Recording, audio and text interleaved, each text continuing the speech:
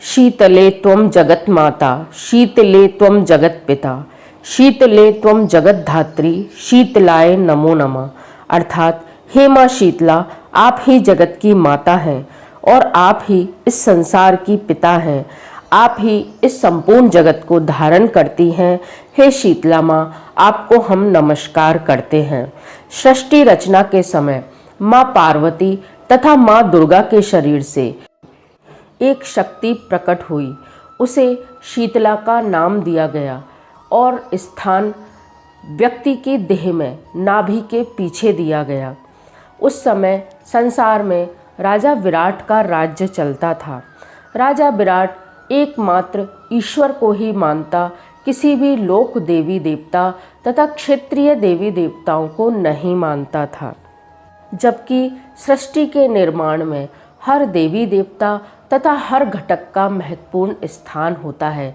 यही देखकर माँ शीतला ने अपने दैत्य ज्वरासुर को आदेश दिया कि वह राजा विराट के राज्य में चारों ओर अपने ज्वर के कीटाणु छोड़ दे। अब तो राज्य के घर घर में बालक, युवा, महिलाएं, पुरुष सभी लाल लाल दाने, विभिन्न प्रकार के ज्वर तथा विभिन्न प्रकार के चर्म रोगों से दुखी हो गए। राजवैद्यों द्वारा खूब औषधियाँ की गईं, लेकिन औषधियों से ज्वर और दाह बढ़ता ही जाता। लोग अत्यंत पीड़ित होकर हाहाकार करने लगे। घबराकर राजा विराट ने अपने गुरु पूछा, हे प्रभु, यह क्या माया है?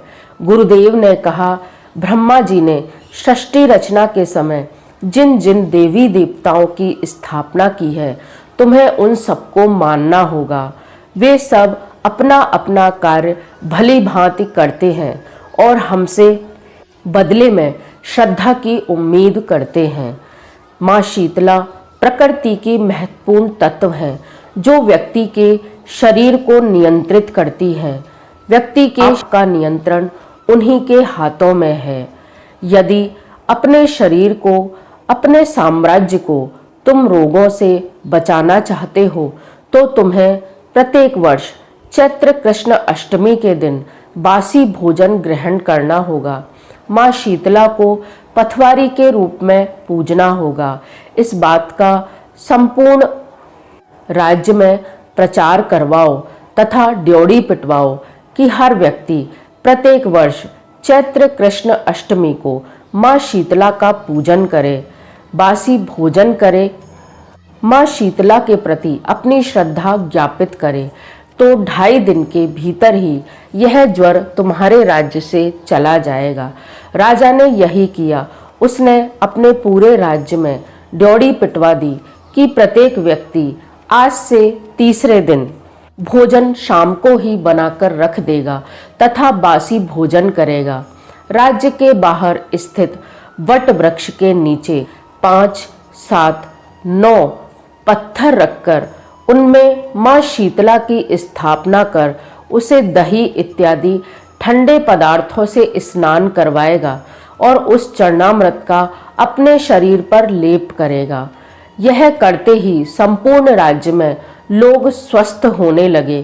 तभी से माँ शीतला का प्रसार संपूर्ण आर्यावर्त में फैल गया और तभी से माँ शीतला की पूजा की जाती है। प्रकृति को नियंत्रण में रखने हेतु विभिन्न देवी देवता हर स्थान पर हमारी रक्षा के लिए ब्रह्मा जी द्वारा नियुक्त किए गए हैं। प्रकृति के संतुलन को बनाए रखने हेतु यह श्रद्धा ज्ञापित करने का तरीका है। प्रत्येक व्यक्ति को प्रत्येक वर्ष चैत्र कृष्ण अष्टमी के दिन ठंडा भोजन कर माता के प्रति अपनी श्रद्धा अर्पित करनी चाहिए। दूसरी कहानी एक बूढ़ी औरत की कहानी है जो माँ शीतला में अगाध श्रद्धा रखती थी। प्रत्येक वर्ष चैत्र कृष्ण अष्टमी को बासी भोजन करती, माँ शीतला को स्नान कर